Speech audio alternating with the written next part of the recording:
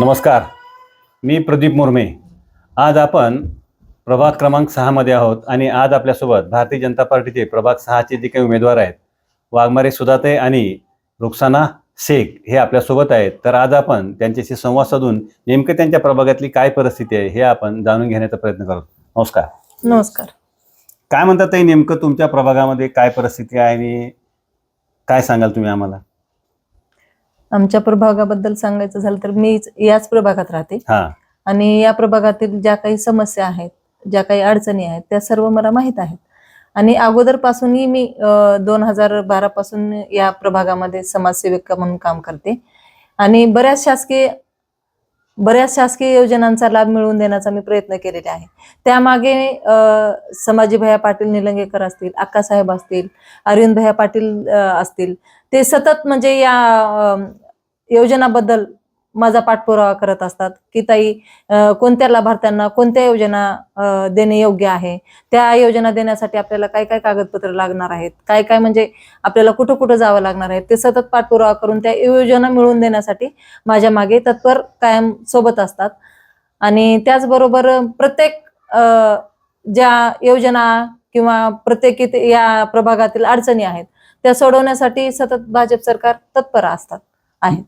आपण या प्रभागामध्ये अतिशय सक्रिय आहात, कारण काय सामाजिक कार्याच्या माध्यमातून आपण या प्रभागामध्ये अतिशय सक्रिय आहात आणि या प्रभागातील घरातील प्रत्येकांना आपण ओळखता आणि त्यामुळे आपल्या या प्रभागामध्ये प्रचंड संपर्क आहे आणि त्यामुळे लोकांनी तुम्हाला उमेदवारी द्या असा आग्रह भैयाकडे धरल्यामुळे तुम्हाला उमेदवारी दिले म्हणतात। काय सांगाल नेमकं?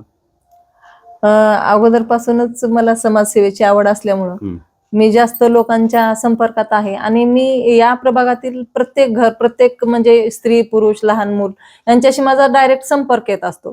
त्यामुळे अनुसूचित जातीची महिलांची उमेदवारी निघाल्यामुळं, आरक्षित जागा असल्यामुळं लोकांनी आग्रह धरला की तुम्ही उमेदवारी अर्ज भरा।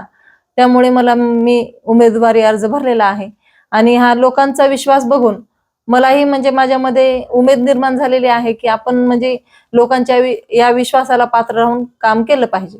आता जवळपास 8 दिवसापासून 10 दिवसापासून तुम्ही प्रचारामध्ये सक्रिय आहात, सकाळपासून संध्याकाळपर्यंत दिवसभर तुम्ही प्रचारामध्ये आहात।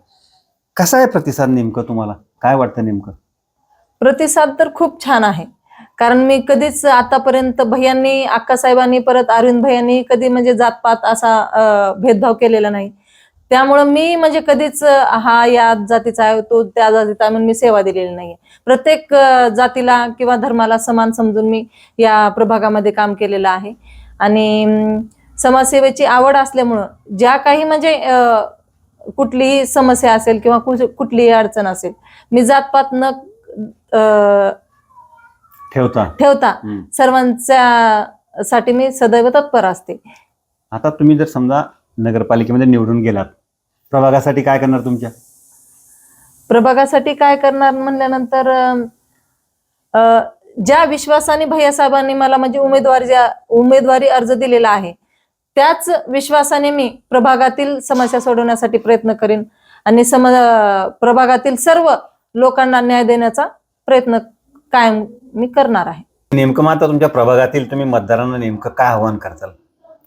मी मतदारांना असं आव्हान करेन की गेली 2012 पासून मी सामाजिक कार्य करते, म्हणून या प्रभागामधील ज्या काही समस्या आहेत त्या समस्याची मला पूर्णतः जाणीव आहे।